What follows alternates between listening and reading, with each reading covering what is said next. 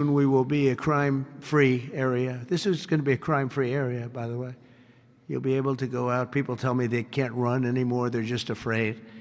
And they'll be running again. We're going to have a crime-free. It's a big statement because if one thing happens all year, Pam, you better be good, because they'll say Trump did not fulfill his. One person gets a little injured by somebody, they'll say Trump did not fulfill his promise. No, we're going to be essentially crime-free. This is going to be a beacon, and it's going to also serve as an example of what can be done.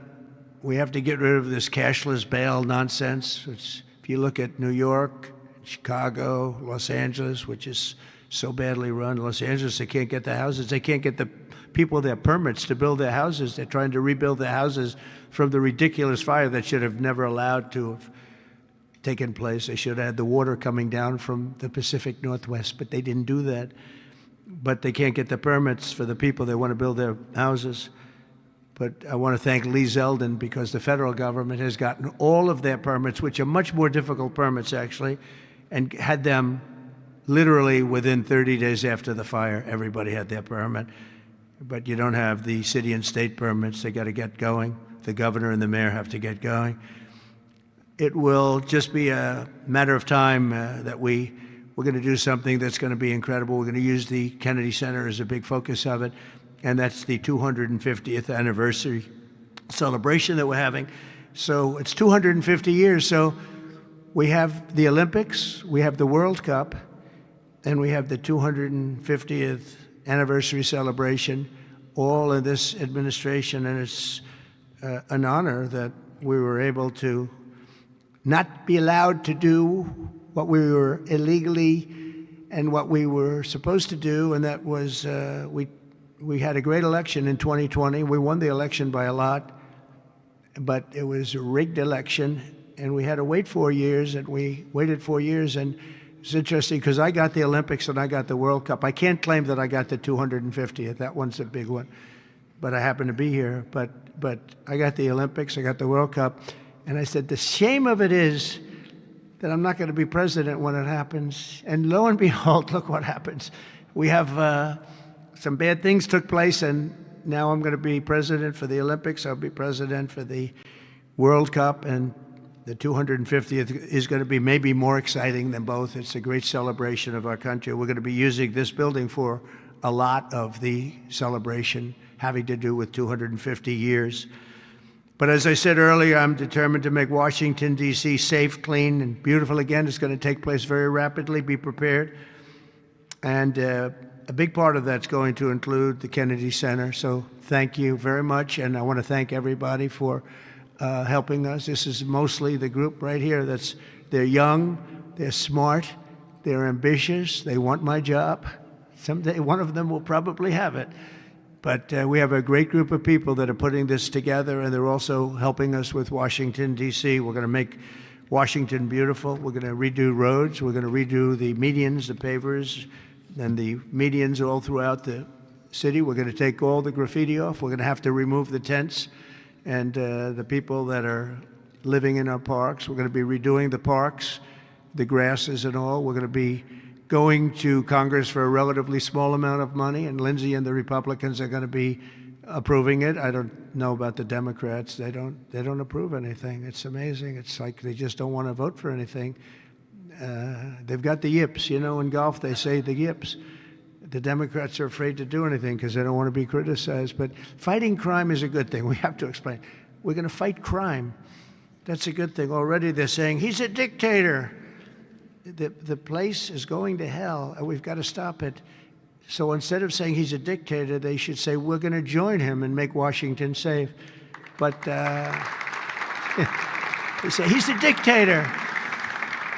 And then they end up getting mugged, and but the stats are very bad. But we're going to, I think we'll actually get Democrat support. I really believe they can't do this one too. It's, they talk about 80-20 issues, but I think many of those 80-20 issues, like men and women's sports, I think it's 97-3, not 80-20. And I think crime is maybe 100-0. So I think we may get very well some Democrat support, but I hope so. But even if we don't, we have the majority, so we're going to vote it in as Republicans.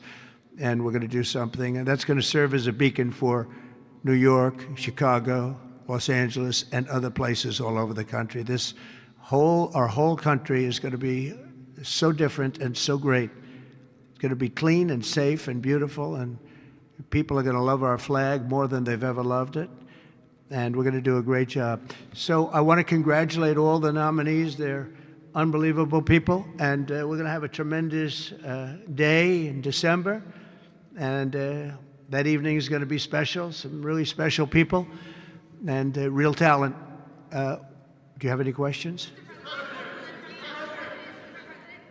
Yes, please. Hi, sir. There's new reporting that the Russians have hacked into some computer systems that manage U.S. federal court documents.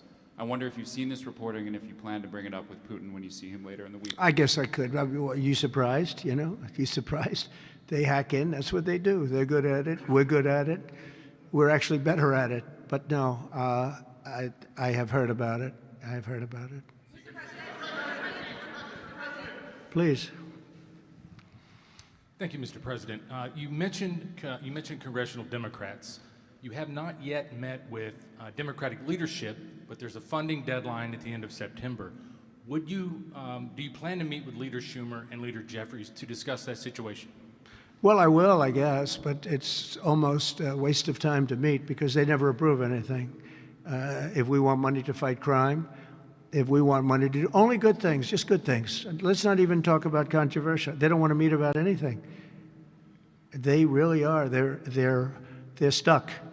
They don't know what to do. They have probably more, I would say more than half are sane, but they are led by insane people.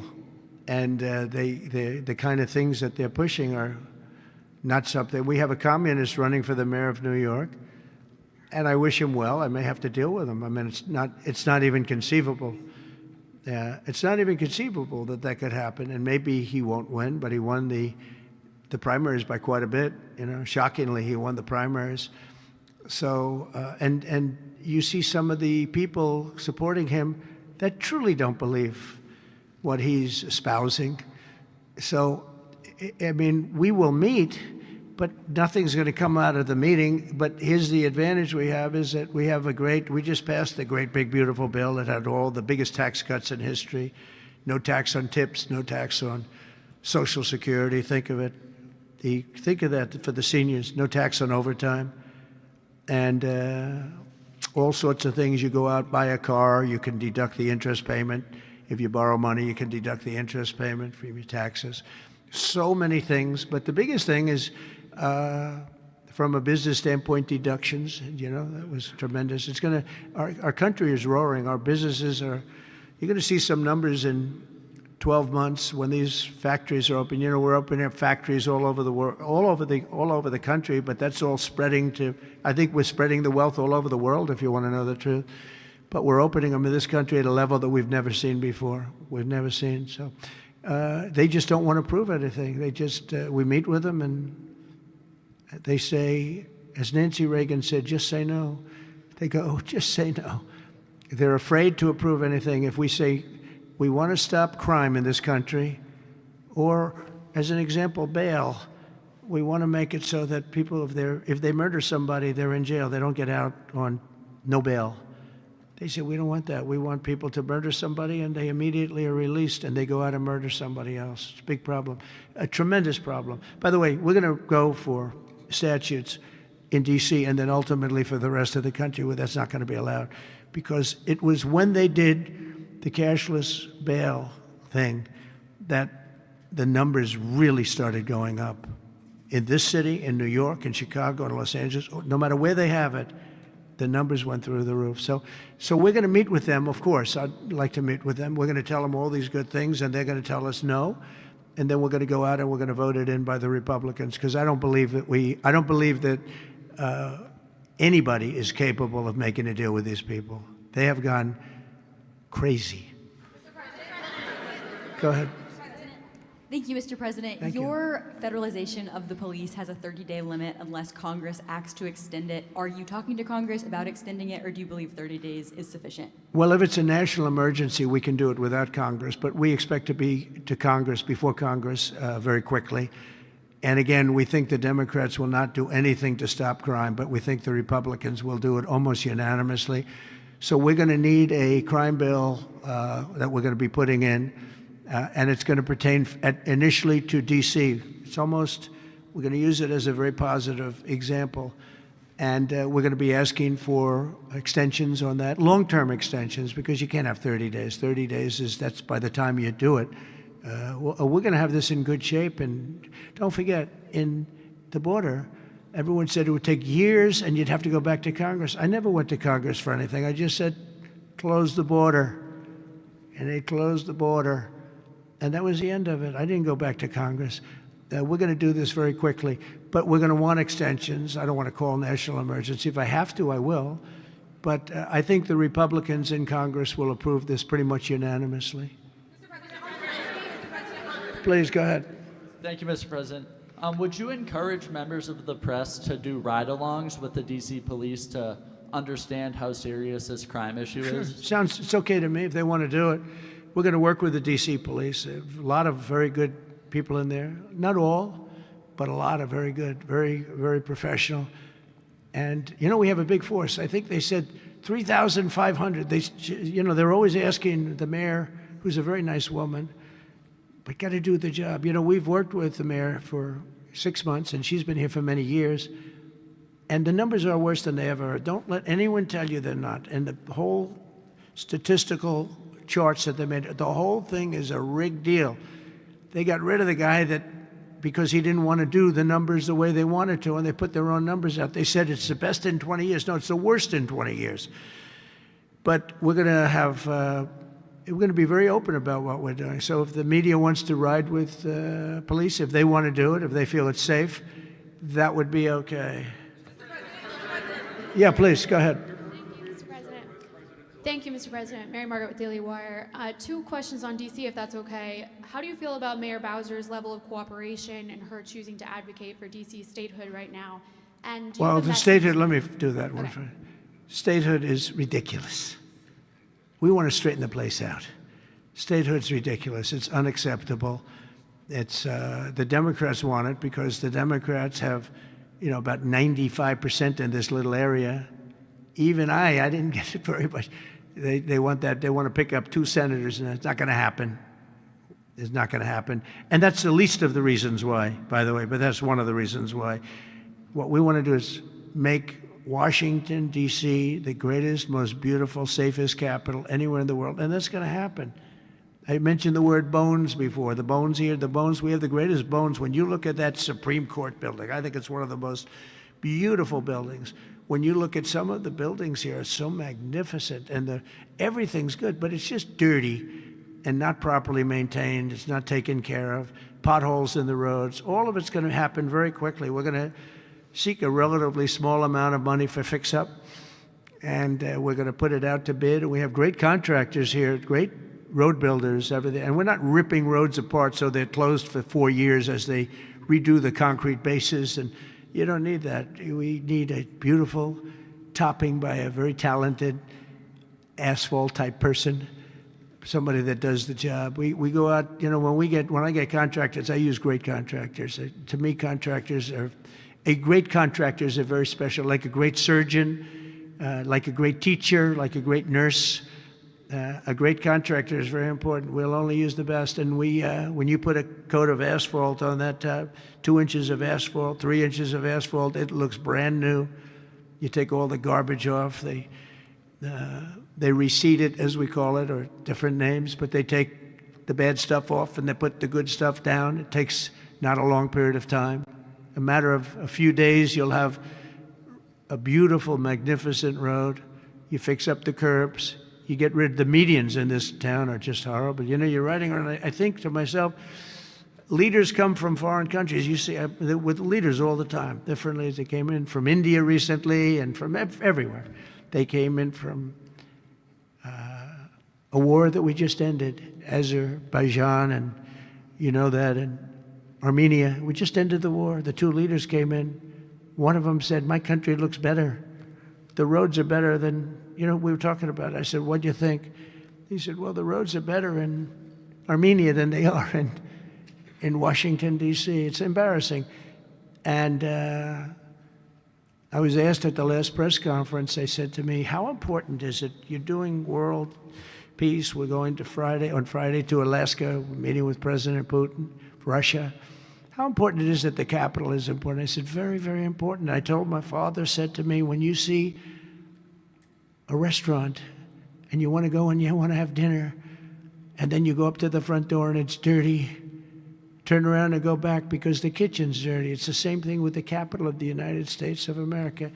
If it's dirty and unsafe, it sets a bad tone for the rest of the world. So we're not going to do that. We're going to have this capital fixed up, safe, clean, and beautiful in a very short period of time. Go ahead, please. In the back? Yeah, please.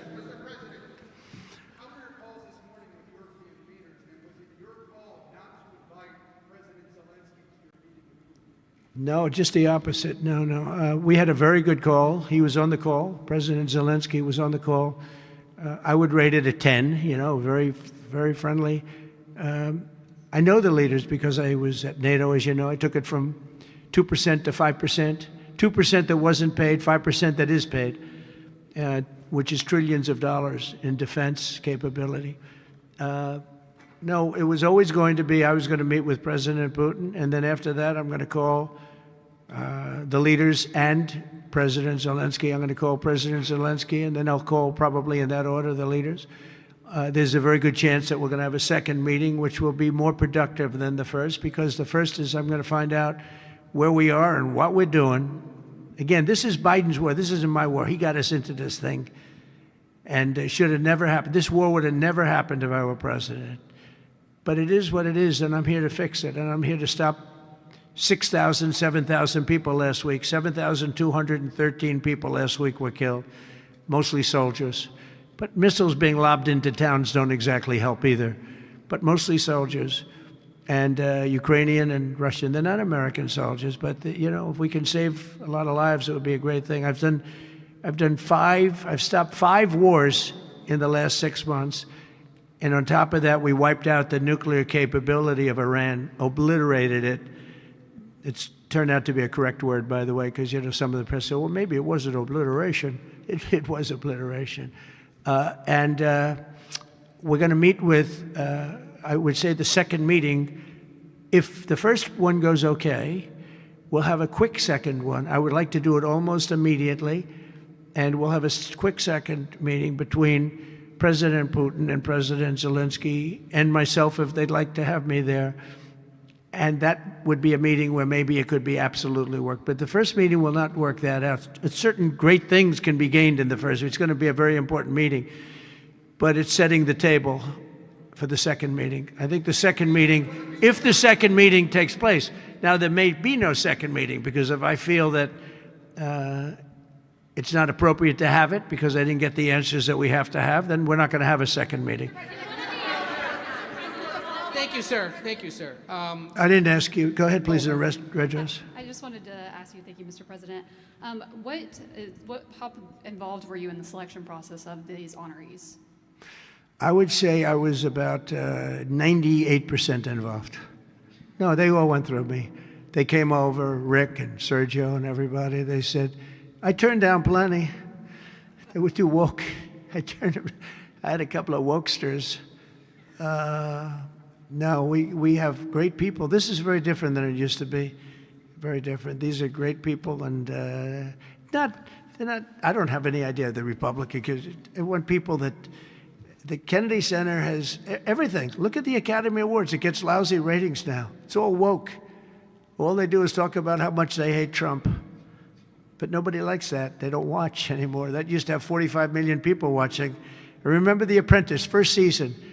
The Apprentice had 42 million people. The Academy Awards had 41 million people. We were the second show to the Super Bowl. But since then, the Academy Awards have gone down to, I think they've gone down to numbers that are like a regular show, because it went woke. We're not doing it for that reason. We're doing it because we want the great talent. But these are great people. So I was just a very long answer, but I was very involved. Thank you, Mr. President. The Biden administration was auctioning off border wall materials, but we're hearing now that the auctioneer is selling those materials back. Are you finishing building the wall? Well, I built hundreds of miles of wall, and I was getting very close. I actually finished the wall, but then I added another 200 miles because when you do the original wall that I said I was going to build, which I got built, and I got it to the specifications of the Border Patrol and ICE, the exact. They wanted steel, they wanted concrete inside, they wanted rebar inside that, they wanted it to have wires. We have the walls are wired for, you know, all of the internet stuff and security things. And we built it hundreds of miles. We did great. That's one of the reasons, even now, we're able to have such good numbers at zero, or essentially very little people coming in. But Biden, I ordered for another 200 miles. I was going to do another 200 because it's the way it is. And we're all set to do it. Then we had the bad election result, the horrible, what happened to our country, what they've allowed to happen to our country. And we are taking now that wall back. They sold the wall. Now, this is expensive stuff. Hardened steel, very expensive. 9,000-pound concrete and rebar. Rebar is very expensive, the hardest rebound. No, it's very hard to cut. You have different materials. It's very hard to cut because they cut it down if they can. It's very hard to cut. And Biden sold it for pennies on the dollar, 3 cents on the dollar, 4 cents on the dollar. He sold it. And I said, these guys really don't want it. That was when I first realized, when I saw the wall was being put up, because we could have finished the rest of the wall in about 4 weeks, anywhere from 3 to 4 weeks. It was all set to go. It was laying down, ready to be put up. The foundations were, and they took over, and they said, we're going to sell the wall. And they sold it, as you know, for pennies on the dollar. Well, Pam Bondi's been working very hard on suing that company, and I think they reached a settlement where we're taking the wall back. But they stole the wall from us. That wall is so expensive to build, and we had it, as you know, hundreds of miles of it, and they came along and they basically sold it for scrap. And what a shame that is. But that was when I first realized that these people actually want to have open borders. And no country has poor countries don't have open borders. No, we had open borders where people just walked in. It didn't matter what they looked like, who they were. We had 11,888 murderers, half of whom killed more than one person. I mean, literally, killed more than one person. And this is who we took into our country. So the wall is the least of it, but we're going to take the wall back. We're paying a small amount of money, as I understand it, to get it back, to get rid of the litigation. We'll take it back, we'll put it up, yeah.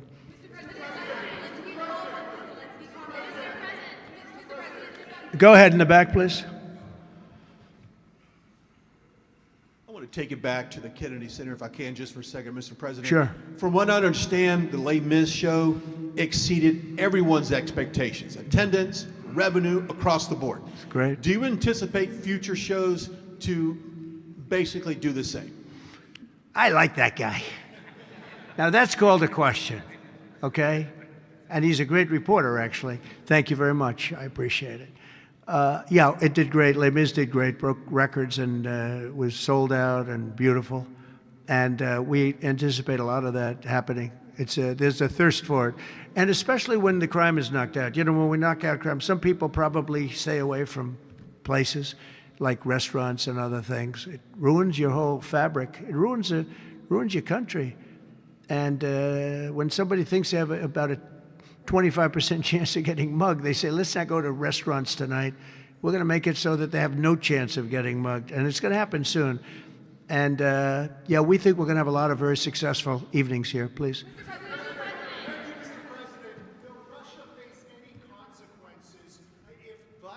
Does not agree to stop the war after your meeting on Friday? Yes, they will. Yeah. What will the consequences there will be be? consequences. Sanctions, tariffs? There will be, I don't have to say, there will be very severe consequences, yes. Yeah, please. Can I ask you a question about the Fed? Right next to you, please, yeah. About the Federal Reserve. Oh, Federal Reserve, my favorite. Too late. He's too late. You're considering suing Jay Powell. Can you update us on your thinking about that and tell us where you are in your search for a new chair? Well, he took a building that could have been painted and fixed, like we're going to fix this building for very little money. and that was in better shape. He took a building and what they did to that building, they built a basement under the building. It didn't have a basement. This is simple to understand. The building is right next to a thing called the Potomac River, the beautiful Potomac River. That means lots of water, and the water is right under the building. And they decided to build a basement under the building in the Potomac River. So in order to do that, you need the biggest pumps that God ever created. And they were pumping their hearts out, but as big as those pumps are, you can't pump it fast enough because it's the Potomac River. If the pump were bigger than this room, you couldn't pump it. But they tried, and they've been building a basement. And I said, why did you want to build a basement? I thought it would be a good idea, sir. A basement is the least valuable floor in a building. I know a lot about real estate. The least valuable thing is the basement. And you don't build a basement under a building that is 2 feet above the river that's right next door. You know, it's right near the river. People don't realize the river's right out their window. And that's the beginning. They did just a terrible job. Instead of, I could take a ceiling like this, they'd rip out the ceiling because they see a crack. Let's rip out the ceiling. And I would fix the crack, and I would paint the ceiling. And under the ceiling, they put the most incredible protective material. They go out by 3/4 inch, brand new, gorgeous 3/4 inch plywood and sheetrock, hardened sheetrock. And they had it all over the building. So if a little piece of flake came down, but the problem is when they took the ceiling down and it would hit, they spent millions of dollars on protective material that you didn't have to spend anything. He could have done that job for $25 million, and they spent $3.1 billion. He said 2.7, but it's really 3.1. They just don't want to include one of the buildings in the deal. But it's going to be much more than that. And I think he'll be long gone by the time it finishes because they've got a long way to go. And then I hear they want to hire 3,000 economists. What are they going to do? And he got it all wrong. He's too late. We call him Jerome Too Late Powell. It will live with him forever. I believe that name will live with him forever, along with the name Pocahontas and some of the others. He worked closely with Pocahontas, by the way. She's another beauty. But we have a real problem there. They're way over budget, and they did a job that shouldn't have been done. It was unnecessary to be done. Instead of, I could have gotten the greatest wallpaper anywhere in the world from the finest stores in the world. I could have fixed up a wall a little bit. It would have taken about 2 hours.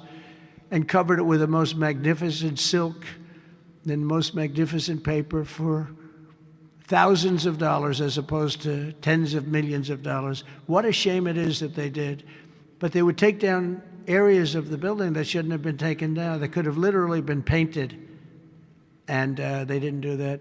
So they've got a long way to go. And I think it's just grossly incompetent, but not quite as incompetent as his decision not to do interest rates, take down interest rates, because just like they shouldn't have taken down a ceiling, they should take down interest rates. Every point costs us $360 billion a year. Think of that, $360 billion for 1 point. And we should be down at 1% because we're the leader of the world. We were always the lowest interest rate until like a certain time ago, decade, couple. But we were always, because we were the United States of America. So even if the country was run badly, we were considered like to be super prime. And now he's got us in a bad place. So we're paying $360 billion a year for each point. Now, I believe we should be 3 or 4 points lower. So that's over $1 trillion we pay every year in interest. And it's really just a paper calculation. You sign a document and you save almost $1 trillion. Because that number equates very much to the bonds that we have to buy. But despite that, we're powering through it, and we have the greatest economy maybe we've ever had. But the housing sector, people aren't able to get good mortgages. They're paying too much because of Jerome Too Late Powell. He's truly incompetent, and we'll be making another. We put a very good man in temporarily in the one spot because one of the people that was appointed by the Democrats left early. And I heard left because that person wanted lower interest rates, and I heard her quit, but I have no idea. I'm sure she won't say that. I'll be naming a new chairman sometime within the next, I think I'll name it a little bit early, the new chairman. I'm down to 3 or 4 names, all good, all great. The problem is you name them and then they turn out to be not good. That's happened to me a couple of times. You name somebody, they tell you everything you want to hear, and then they go in and they turn out to be not good. I mean, he told me everything that I thought was appropriate. He turned out to be a stiff, you know, real stiff. But other than that, I think he's doing a very good job, yes. Okay, maybe 1 or 2 more. 1 or 2 more. Yes, sir, please. Go ahead. He looks like Scott Bessent. Are you the Treasury Secretary? You don't want me for Treasury. I don't know. You look like you could do a good job. Go ahead. I keep my family budget okay. Sir, when you meet with Vladimir Putin Friday in Alaska, Yeah. do you believe you can convince him to stop targeting civilians in Ukraine? Well, I'll tell you what, I've had that conversation with him. I've had a lot of good conversations with him. Then I go home and I see that a rocket hit a nursing home or a rocket hit an apartment building and people are laying dead in the street. So I guess the answer to that is no, because I've had this conversation. I want to end the war. It's Biden's war, but I want to end it. I'll be very proud to end this war along with the 5 other wars I ended. But I guess the answer to that is probably no, because I would have had a good conversation with Vladimir. I knew him very well. I got along with him great, actually. We had I had to go through the Russia hoax.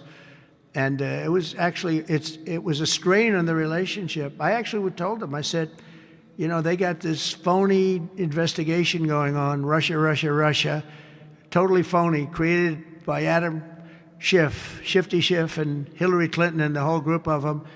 And it made it very dangerous for our country because I was unable